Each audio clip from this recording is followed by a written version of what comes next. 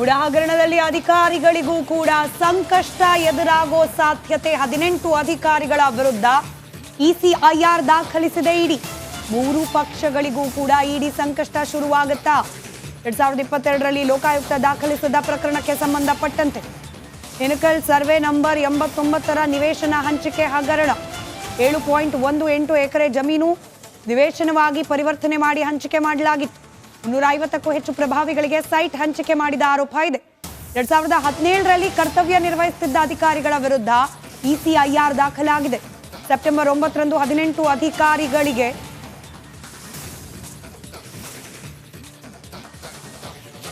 Notice ನೀಡಿತ್ತು ಲೋಕಾಯುಕ್ತ. ಇದೀಗ ಇಡಿ ಕೂಡ ಇದೆಲ್ಲವನ್ನ ಸೂಕ್ಷ್ಮವಾಗಿ ಗಮನಿಸಿದೆ, ಪರಿಗಣಿಸಿದೆ.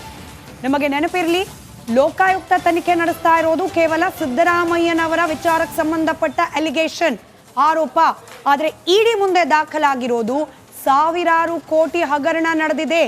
ಕೇವಲ ಇದೊಂದು 14 ಸೈಟ್ ಪರ್ಯಾಯವಾಗಿ ಹಂಚಿಕೆ ಮಾಡಿದ ಮಾತ್ರವಲ್ಲ, ಕೆಸರೆ ಗ್ರಾಮದ ಸಂಬಂಧಪಟ್ಟಿದ್ದಲ್ಲ, ಆದರೆ ಮೂಡಾದ ಅಡಿಯಲ್ಲಿ ಸಾವಿರಾರು ಕೋಟಿಯಲ್ಲಿ ಅವ್ಯವಹಾರ ಆಗಿದೆ ಅಂತ ಹೇಳಿ. ಹೀಗಾಗಿ ಹಿಂದಿನ ಮುಂದಿನ ಅವಧಿಯ ವಿಚಾರವೂ ಕೂಡ ಇಲ್ಲಿ ಪ್ರಸ್ತಾಪ ಆಗೋ ಸಾಧ್ಯತೆ. ನಾಗರಾಜ್ ದೂರವಾಣಿ ಸಂಪರ್ಕದಲ್ಲಿದ್ದಾರೆ. ನಾಗರಾಜ್, ಇಡಿ ಎನ್ಕ್ವೈರಿಯನ್ನ ಪ್ರಾರಂಭ ಮಾಡಿದ್ರೆ ಕೇವಲ ಸಿದ್ದರಾಮಯ್ಯ ಅಥವಾ ಕಾಂಗ್ರೆಸ್ ಪಕ್ಷಕ್ಕೆ ಮಾತ್ರವಲ್ಲ, ಇತರೆ ಪಕ್ಷಗಳಿಗೂ ಜೊತೆಗೆ ಅಧಿಕಾರಿಗಳಿಗೂ ಕೂಡ ಸಂಕಷ್ಟ ಆಗೋ ಸಾಧ್ಯತೆ. ಹೇಗೆ ಅನ್ನೋದನ್ನ ವಿವರಿಸ್ತಾ ಹೋಗೋದಾದ್ರೆ?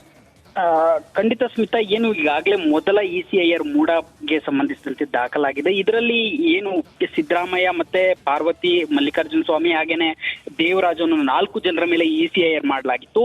ಅದರ ಮುಂದುವರಿದ ಭಾಗವಾಗಿ ಏನು 2000 ಇನಿಕಲ್ ಸರ್ವೆ ನಂಬರ್ 1ರಲ್ಲಿ 7 ಎಕರೆಗೆ ಸಂಬಂಧಿಸಿದಂತೆ 2017ರಲ್ಲಿ ಒಂದು ಆರೋಪ ಕೇಳಿ ಬಂದಿತ್ತು. ಸುಮಾರು 350 ಪ್ರಭಾವಿಗಳಿಗೆ ಇಲ್ಲಿಯ ಸೈಟ್ಗಳು ಹಂಚಿಕೆ ಆಗಿದಾವೆ ಇಲ್ಲಿಗಲ್ ಆಗಿ ಅಂತ ಹೇಳಿ. ಇದ್ರ ಬಗ್ಗೆ 2022ರಲ್ಲಿ ಲೋಕಾಯುಕ್ತದಲ್ಲಿ ಪ್ರಕರಣ ಕೂಡ ದಾಖಲಾಗಿತ್ತು.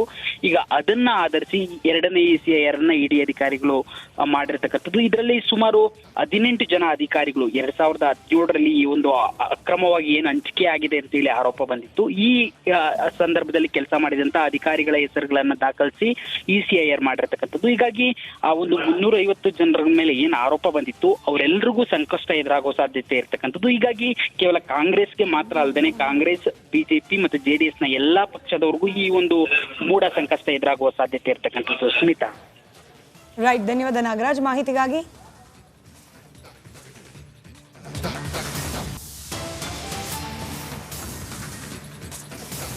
ಉಡಾ ಹಗರಣದಲ್ಲಿ ಅಧಿಕಾರಿಗಳಿಗೂ ಕೂಡ ಸಂಕಷ್ಟ ಎದುರಾಗೋ ಸಾಧ್ಯತೆ. 18 ಅಧಿಕಾರಿಗಳ ವಿರುದ್ಧ ಇಸಿಐಆರ್ ದಾಖಲಿಸಿದೆ ಇಡಿ. 3 ಪಕ್ಷಗಳಿಗೂ ಕೂಡ ಇಡಿ ಸಂಕಷ್ಟ ಶುರುವಾಗುತ್ತಾ? 2022ರಲ್ಲಿ ಲೋಕಾಯುಕ್ತ ದಾಖಲಿಸಿದ ಪ್ರಕರಣಕ್ಕೆ ಸಂಬಂಧಪಟ್ಟಂತೆ ಹಿನಕಲ್ ಸರ್ವೆ ನಂಬರ್ 89ರ ನಿವೇಶನ ಹಂಚಿಕೆ ಹಗರಣ. 7.18 ಎಕರೆ ಜಮೀನು ನಿವೇಶನವಾಗಿ ಪರಿವರ್ತನೆ ಮಾಡಿ ಹಂಚಿಕೆ ಮಾಡಲಾಗಿತ್ತು. 350ಕ್ಕೂ ಹೆಚ್ಚು ಪ್ರಭಾವಿಗಳಿಗೆ ಸೈಟ್ ಹಂಚಿಕೆ ಮಾಡಿದ ಆರೋಪ ಇದೆ. 2017ರಲ್ಲಿ ಕರ್ತವ್ಯ ನಿರ್ವಹಿಸುತ್ತಿದ್ದ ಅಧಿಕಾರಿಗಳ ವಿರುದ್ಧ ಇಸಿಐಆರ್ ದಾಖಲಾಗಿದೆ. ಸೆಪ್ಟೆಂಬರ್ 9ರಂದು 18 ಅಧಿಕಾರಿಗಳಿಗೆ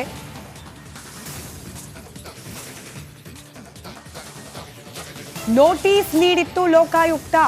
ಇದೀಗ ಇಡಿ ಕೂಡ ಇದೆಲ್ಲವನ್ನ ಸೂಕ್ಷ್ಮವಾಗಿ ಗಮನಿಸಿದೆ, ಪರಿಗಣಿಸಿದೆ. ನಮಗೆ ನೆನಪಿರಲಿ, ಲೋಕಾಯುಕ್ತ ತನಿಖೆ ನಡೆಸ್ತಾ ಇರೋದು ಕೇವಲ ಸಿದ್ದರಾಮಯ್ಯನವರ ವಿಚಾರಕ್ಕೆ ಸಂಬಂಧಪಟ್ಟ ಅಲಿಗೇಷನ್, ಆರೋಪ. ಆದರೆ ಇಡಿ ಮುಂದೆ ದಾಖಲಾಗಿರೋದು ಸಾವಿರಾರು ಕೋಟಿ ಹಗರಣ ನಡೆದಿದೆ. ಕೇವಲ ಇದೊಂದು 14 ಸೈಟ್ ಪರ್ಯಾಯವಾಗಿ ಹಂಚಿಕೆ ಮಾಡಿದ ಮಾತ್ರವಲ್ಲ, ಕೆಸರೆ ಗ್ರಾಮದ ಸಂಬಂಧಪಟ್ಟಿದ್ದಲ್ಲ, ಆದರೆ ಮೂಡಾದ ಅಡಿಯಲ್ಲಿ ಸಾವಿರಾರು ಕೋಟಿಯಲ್ಲಿ ಅವ್ಯವಹಾರ ಆಗಿದೆ ಅಂತ ಹೇಳಿ. ಹೀಗಾಗಿ ಹಿಂದಿನ ಮುಂದಿನ ಅವಧಿಯ ವಿಚಾರವೂ ಕೂಡ ಇಲ್ಲಿ ಪ್ರಸ್ತಾಪ ಆಗೋ ಸಾಧ್ಯತೆ. ನಾಗರಾಜ್ ದೂರವಾಣಿ ಸಂಪರ್ಕದಲ್ಲಿದ್ದಾರೆ. ನಾಗರಾಜ್, ಇಡಿ ಎನ್ಕ್ವೈರಿಯನ್ನ ಪ್ರಾರಂಭ ಮಾಡಿದ್ರೆ ಕೇವಲ ಸಿದ್ದರಾಮಯ್ಯ ಅಥವಾ ಕಾಂಗ್ರೆಸ್ ಪಕ್ಷಕ್ಕೆ ಮಾತ್ರವಲ್ಲ, ಇತರೆ ಪಕ್ಷಗಳಿಗೂ ಜೊತೆಗೆ ಅಧಿಕಾರಿಗಳಿಗೂ ಕೂಡ ಸಂಕಷ್ಟ ಆಗೋ ಸಾಧ್ಯತೆ. ಹೇಗೆ ಅನ್ನೋದನ್ನ ವಿವರಿಸ್ತಾ ಹೋಗೋದಾದ್ರೆ? ಖಂಡಿತ ಸ್ಮಿತಾ, ಏನು ಈಗಾಗಲೇ ಮೊದಲ ಇಸಿಐಆರ್ ಮೂಡಾಗೆ ಸಂಬಂಧಿಸಿದಂತೆ ದಾಖಲಾಗಿದೆ. ಇದರಲ್ಲಿ ಏನು ಸಿದ್ದರಾಮಯ್ಯ ಮತ್ತೆ ಪಾರ್ವತಿ, ಮಲ್ಲಿಕಾರ್ಜುನ ಸ್ವಾಮಿ ಹಾಗೇನೆ ದೇವರಾಜ್ ಅನ್ನೋ 4 ಜನರ ಮೇಲೆ ಇಸಿಐಆರ್ ಮಾಡಲಾಗಿತ್ತು. ಅದರ ಮುಂದುವರಿದ ಭಾಗವಾಗಿ ಏನು 2000 ಇನಿಕಲ್ ಸರ್ವೆ ನಂಬರ್ 1ರಲ್ಲಿ 7 ಎಕರೆಗೆ ಸಂಬಂಧಿಸಿದಂತೆ 2017ರಲ್ಲಿ ಒಂದು ಆರೋಪ ಕೇಳಿ ಬಂದಿತ್ತು. ಸುಮಾರು 350 ಪ್ರಭಾವಿಗಳಿಗೆ ಇಲ್ಲಿಯ ಸೈಟ್ಗಳು ಹಂಚಿಕೆ ಆಗಿದಾವೆ ಇಲ್ಲಿಗಲ್ ಆಗಿ ಅಂತ ಹೇಳಿ. ಇದ್ರ ಬಗ್ಗೆ 2022ರಲ್ಲಿ ಲೋಕಾಯುಕ್ತದಲ್ಲಿ ಪ್ರಕರಣ ಕೂಡ ದಾಖಲಾಗಿತ್ತು.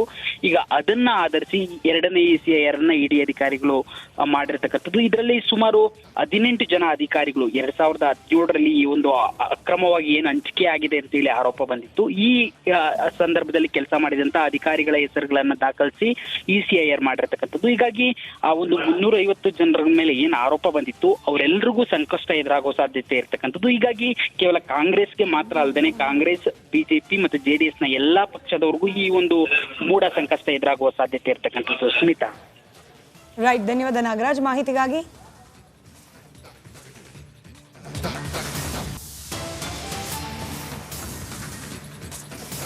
ಮುಡಾ ಹಗರಣದಲ್ಲಿ ಅಧಿಕಾರಿಗಳಿಗೂ ಕೂಡ ಸಂಕಷ್ಟ ಎದುರಾಗೋ ಸಾಧ್ಯತೆ. 18 ಅಧಿಕಾರಿಗಳ ವಿರುದ್ಧ ECIR ದಾಖಲಿಸಿದೆ ಇಡಿ. 3 ಪಕ್ಷಗಳಿಗೂ ಕೂಡ ಇಡಿ ಸಂಕಷ್ಟ ಶುರುವಾಗುತ್ತಾ? 2022ರಲ್ಲಿ ಲೋಕಾಯುಕ್ತ ದಾಖಲಿಸಿದ ಪ್ರಕರಣಕ್ಕೆ ಸಂಬಂಧಪಟ್ಟಂತೆ ಇನಕಲ್ ಸರ್ವೆ ನಂಬರ್ 89ರ ನಿವೇಶನ ಹಂಚಿಕೆ ಹಗರಣ. 7.18 ಎಕರೆ ಜಮೀನು ನಿವೇಶನವಾಗಿ ಪರಿವರ್ತನೆ ಮಾಡಿ ಹಂಚಿಕೆ ಮಾಡಲಾಗಿತ್ತು. 250ಕ್ಕೂ ಹೆಚ್ಚು ಪ್ರಭಾವಿಗಳಿಗೆ ಸೈಟ್ ಹಂಚಿಕೆ ಮಾಡಿದ ಆರೋಪ ಇದೆ. 2017ರಲ್ಲಿ ಕರ್ತವ್ಯ ನಿರ್ವಹಿಸುತ್ತಿದ್ದ ಅಧಿಕಾರಿಗಳ ವಿರುದ್ಧ ECIR ದಾಖಲಾಗಿದೆ. ಸೆಪ್ಟೆಂಬರ್ 9ರಂದು 18 ಅಧಿಕಾರಿಗಳಿಗೆ